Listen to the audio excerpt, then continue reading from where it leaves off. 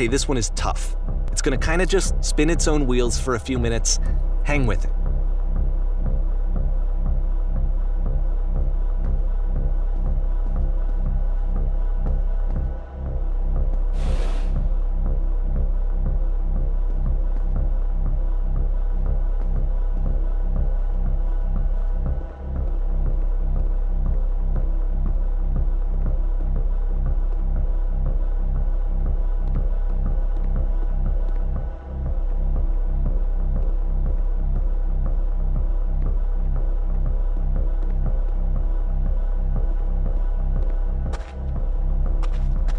See, like, this is it, the whole game, and there's nothing that's particularly interesting about it. You just walk to the end of a hallway.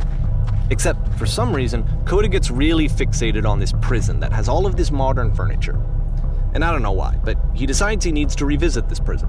He's gonna start over, use the same assets, turn it into something else. Okay, cool, here's version 2.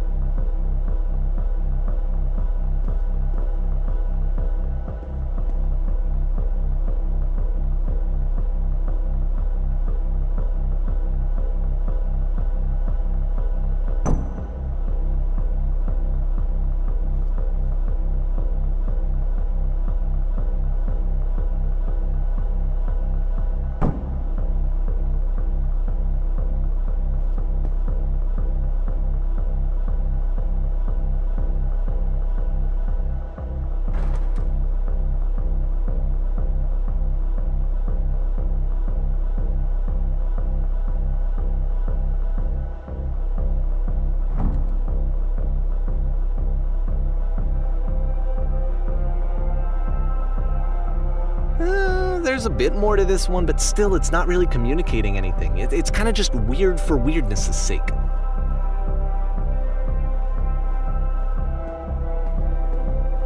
So okay, he throws it out and starts over. This time he comes at the prison idea from a different direction.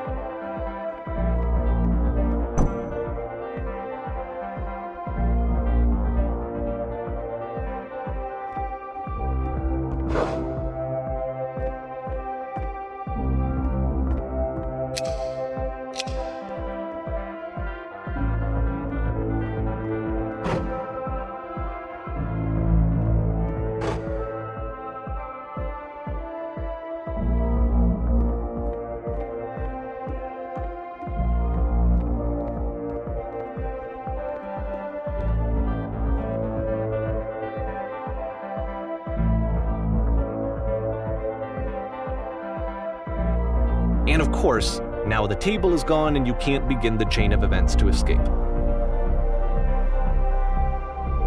Here's a version where there are no bars, but you can't actually get to the well. And then a version where the inside of the prison is the outside and the outside is the inside. Let me just blink you real quick through a few more of these. I mean, he really unloaded on this prison idea. There's nearly a dozen of them. Personally, I think it's awful to watch this, to see a person basically unraveling through their work. And for what? Like, at what point do you just go, maybe there are game ideas other than this prison that I could be working on? But Coda doesn't have that voice telling you to stop, that particular mechanism of defense against yourself. Without it, you just spiral. And so he keeps going and going and going and going and going, and then he hits on something. And he likes it. And that's it. He's done. He stops making prisons. This is the very last version of the prison game that he created. And the reason I think it works is that the prison is not actually in it.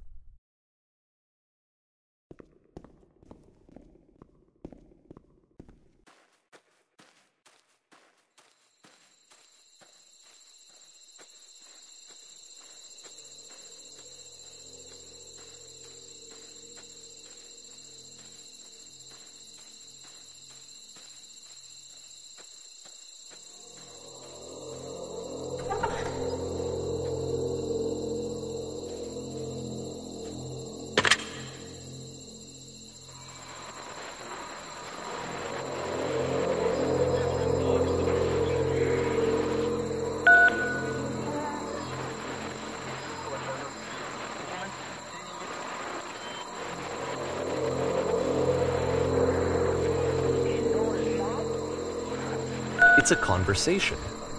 And so this is what Coda wants, is to be able to talk to someone, to share what's on his mind, and to get some good advice from someone who knows. But the irony is that even in this scenario, you're still talking to yourself. You know, all of these games so far are Coda talking to himself.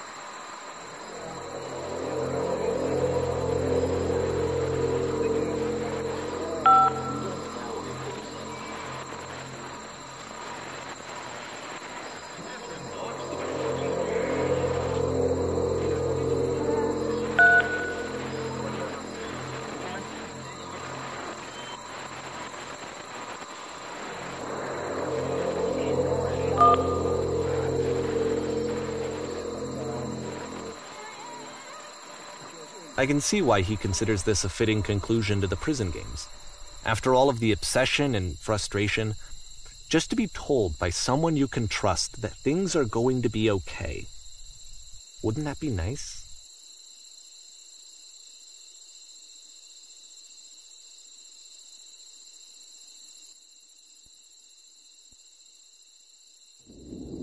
So what would it look like if Coda wanted to make a game about talking to someone other than himself?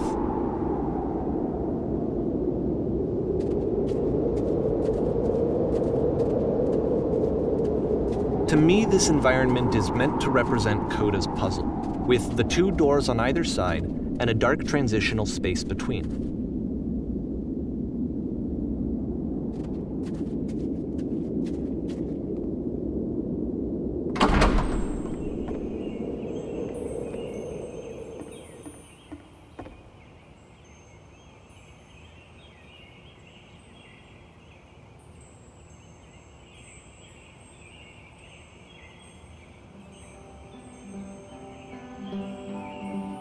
You'll notice that the quality of the art is a step up from previous games, including this new and improved chat system, which he started using from this point on. From here on out, he begins putting much more effort into the visual polish of his work, and this particular game took 2 months to create as a result.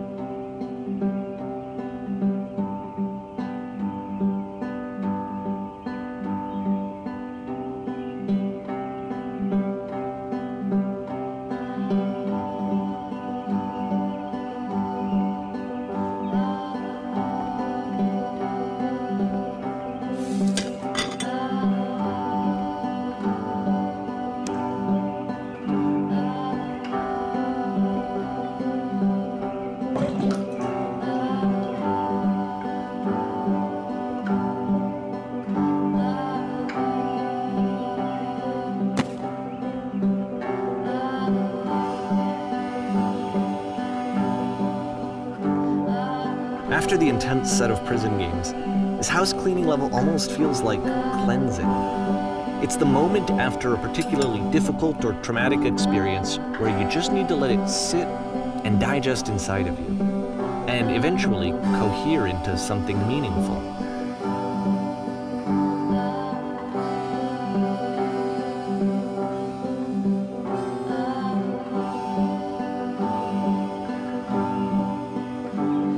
I know that Coda really liked this game. Of all of his work, actually, this was the only one that he called me up to ask me to come over and look at it. This was during a period of a few months where he was like grossly happy all the time, just walked around with a constant smile on his face.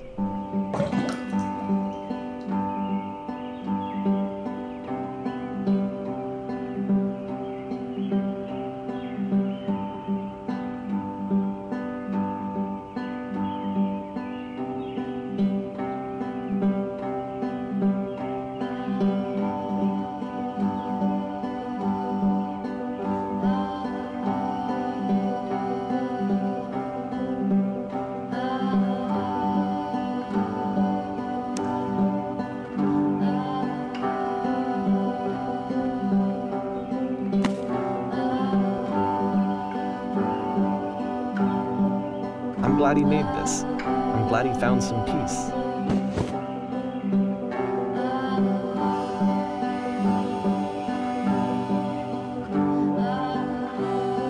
But, of course, it can't last. The music stops, your companion is gone, it's time to leave. The door at the top of the hill is now open as well. Again, you can't stay in the dark space for too long. You just can't. You have to keep moving. It's how you stay alive.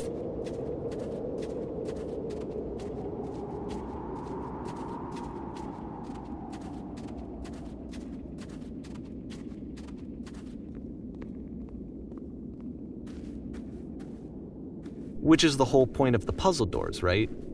That sooner or later you have to pick up and move. I really thought that was the point of it.